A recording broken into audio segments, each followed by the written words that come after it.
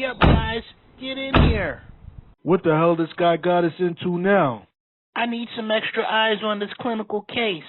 My client needed a reading about what the future had in store for him, so I gathered some information and performed a birth chart reading. Now look at him. He's shaking and having convulsions. Take a look at him, Oswald. What's your professional opinion? This doesn't look like a seizure. It's some type of mental or emotional blockage. Interesting. Just like I thought. This guy is suffering from a form of wiccophobia.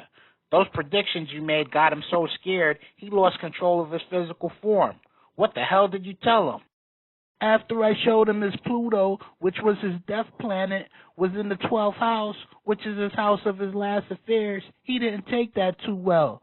So we moved on to a tarot reading, and his future card was the Ten of Swords. I guess he misinterpreted the knife sticking out the guy's back. I tried to explain to him it doesn't have to mean tragedy. It can mean change.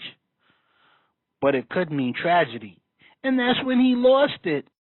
Hey, North Star, next time you get a client you can't handle, send him over to my girl.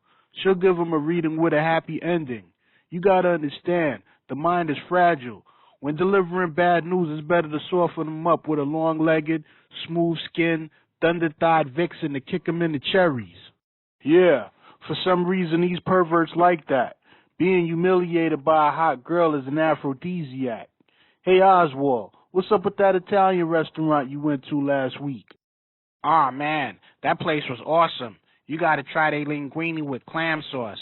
The food was so authentic, I thought the waiter was going to stab me with an ice pick. That sounds like a cool place, dude. Do they got any vegan options? Yeah, you could try their signature pasta dish. All you got to do is pluck out the meatballs. I got this broad. Her narcissism is getting really out of control. She thinks she should be my only girl. My other chicks is really feeling uncomfortable with her antics. Don't get me wrong. She's a gorgeous chick who brings in a lot of money, but she's just a spoke in the wheel. The other day she invites me over for dinner. So I show up with candy and cottontail. You know, so we could discuss strategies on getting a bigger bankroll and end the night off with a foursome. Would you believe this chick goes on a neurotic rant, talking about she deserves better and sharing a man is beneath her, and she cut chicks for way less than this. She put everybody in a foul mood. We almost didn't have the foursome. What you think I should do about this? Obviously, there must be some conflict between her Venus and Mars. Or maybe she's possessed by a tortured ancestral spirit that lives a lifetime of abuse and constantly kicked in the butt with one of those pointy shoes. It's possible that she was raised by a coven of boo hags that specialize in tormenting the souls of men. Or maybe she's just a bitch. You got it all wrong. We have to trace this back to her relationship with her parents. Most personality traits are rooted in the way a child is raised. For instance, I had this patient. All she dated was abusive men. She's asking me why these are the only men she attracts. While she's telling me this, her eyes are out the window to make sure her current tyrant is not stalking her. She came in my office with a stick lock and put it on the door. This woman was petrified. While she's telling me about her traumatic life, she mentions her mother sliding across the floor from a backhand that was coiled around her father's neck like a scarf. She mentioned it a matter-of-factly like she was telling me the time. I knew a chick like that.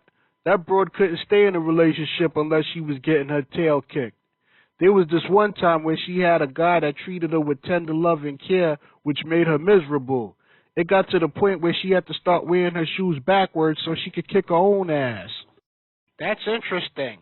So you saying even though she was suffering at the hand of her oppressor, she vilified the guy that tried to help her? Nah, that's not what I'm saying. What I meant was Shorty was a pain freak. Getting slapped around made her box moist. She looked at the good guy like a simp. To her, he had empty wiffle balls. The sight of him disgusted her. On the flip side, the thought of a gorilla pimp made her butthole clench. What wound up happening was she set the good guy up to get robbed and viciously assaulted. Then she rode off in the sunset with the guy who kept one hand around her neck and the other one in her purse. Couldn't you guys tell I was choking to death? A piece of watermelon bubblicious gum got stuck in my throat. I had to do the Heimlich on myself by leaning on the bike handlebars. You guys are geniuses. Great work, dudes. I knew if we put our heads together, we could get to the root of this guy's problems. I guess choking was a symbol of the roadblocks in his path to happiness. That was exciting. Now back to my boring life of fashion shows, macking hoes, and stacking doughs. Hey, y'all. It's your favorite animator. Hip Hop Raised Me. Support the cause and purchase my movie on my website. It's the funniest movie in the universe, and it got all the adult content you looking for. It's about two friends living on the edge with the monkey on their back. All the proceeds of your purchase is going towards me being a full-time animator and living the dream. Click on the link in the description and get your instant digital copy of Stanky and Taco remixed, and you can thank me later.